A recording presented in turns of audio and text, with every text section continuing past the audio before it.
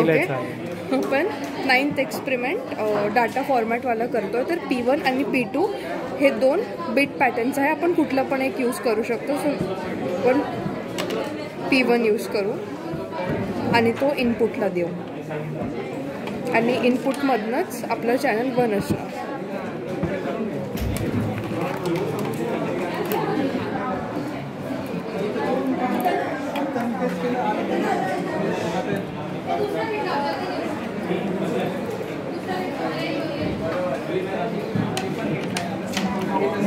आणि चॅनल 2 मधनं हे सगळे पॅटर्न्स घेऊ.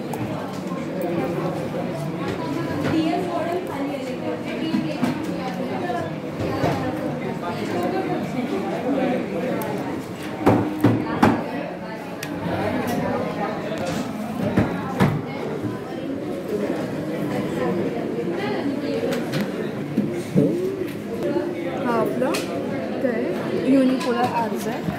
आता युनिपोलर NRZ.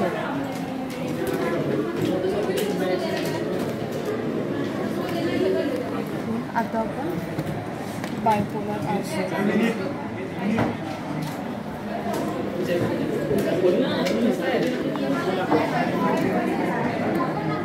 Bipolar NRZ.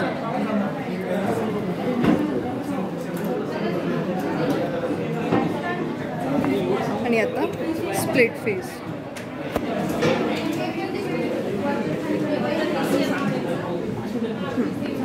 आता आपल्याला वेव फॉर्म बघायचं असेल तर इथे मॅथ मेन्यू आणि इथे ऑपरेशन्समध्ये FFT पाहिजे आणि हा वेव फॉर्म.